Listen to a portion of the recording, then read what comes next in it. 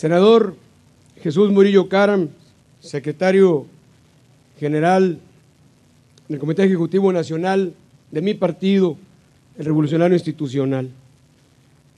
Licenciado Ernesto de Lucas Hopkins, presidente del Comité Directivo Estatal de mi partido, el PRI Sonora. Señora Adriana Hoyos, presidenta municipal de Magdalena. Señor senador Alfonso Elías. Señor diputado Carlos Daniel Fernández.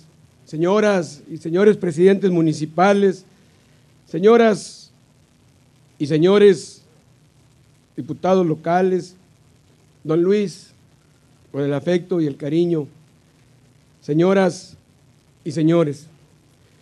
Dicen que para hablar de las cosas que duelen es mejor curar en privado las heridas.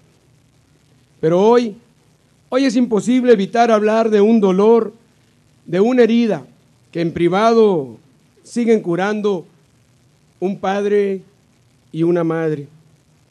De una herida que no sana en el alma de la hermana o del hermano.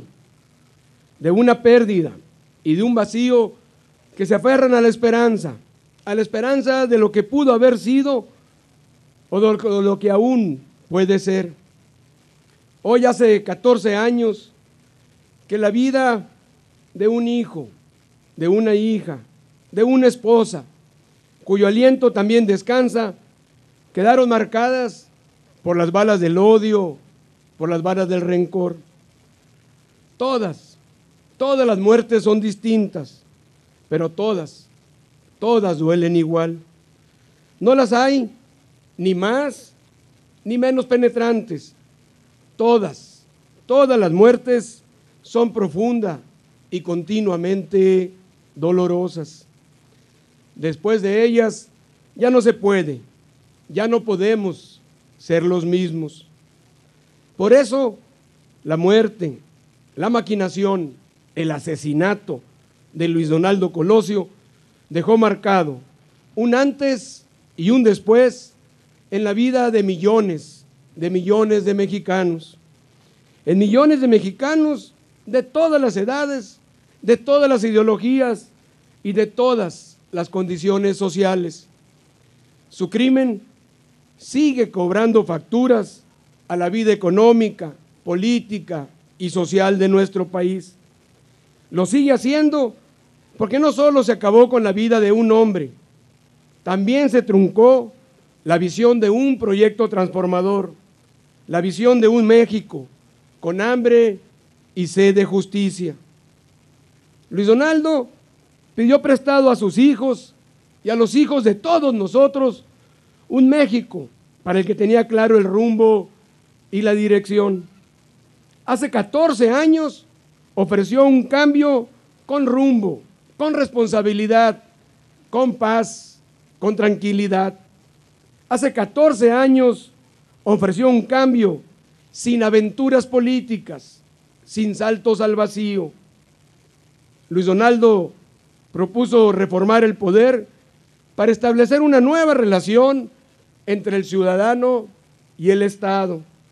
Propuso desconcentrar el poder para acabar con los abusos, con los excesos, desaparecer el monopolio de las iniciativas y también las malas decisiones. Propuso dignidad y justicia para los indígenas, mejores incentivos para el campo, para realmente sacarlos de la marginación, sacarlos de la pobreza, para acabar con la dolorosa y vergonzosa transmisión generacional de la pobreza. Habló de los trabajadores, de esos sin empleos, sin salarios suficientes, de jóvenes sin oportunidades de educación, de mujeres sin las oportunidades que se merecen. Su compromiso fue de luchar contra la desigualdad y evitar crear nuevos privilegios de grupo o de región. Pero también había que atacar los privilegios existentes, a los intereses personales, a los intereses de grupo que obstruían el cambio. Había que entrarle a aquellos que se oponían al futuro, porque para ellos cualquier tiempo pasado era y sigue siendo mejor. Había que dar la batalla a esos que por conservar sus canonjías no les importaba ser desleales con la sociedad, desleales con la ciudadanía, pero sobre todo desleales con la verdad. Si para ello había que enfrentar al poder económico, político o social, Luis Donaldo estuvo dispuesto a hacerlo. Insisto, hace 14 años murió un hombre y con él se truncó la visión de un México que todavía reclama un cambio con rumbo, un cambio con responsabilidad. Atrapado en la telaraña de las disputas y el enfrentamiento, México no encuentra la salida hacia un proceso que en definitiva lo encamine a la transformación. La política, hay que decirlo, ha sumado más vicios que virtudes, y los políticos, en vez de corregir el rumbo, solo buscan salvarse a sí mismos. Creen que vivir de la política es lo mismo que vivir para la política. Se confunden. La diferencia es grande. La primera lleva a la partidocracia o a la burocracia, como lo entiende la gente. La segunda, a ejercer con limpieza el poder para garantizar el bienestar y los derechos de los ciudadanos.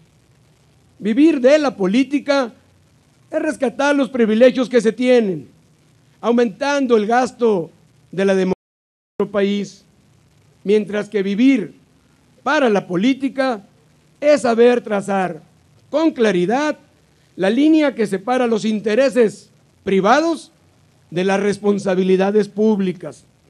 Es reconocer que ante una prolongada desigualdad social solo cabe una actitud de rebeldía contra los vicios heredados del pasado, contra la inercia.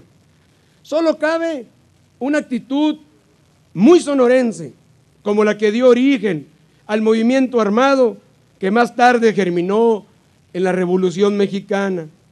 Una actitud muy sonorense, como lo que hace más de 80 años contribuyó a dar tranquilidad y estabilidad política a un país que requería rumbo y reclamaba el trabajo de todos para un mismo proyecto de nación.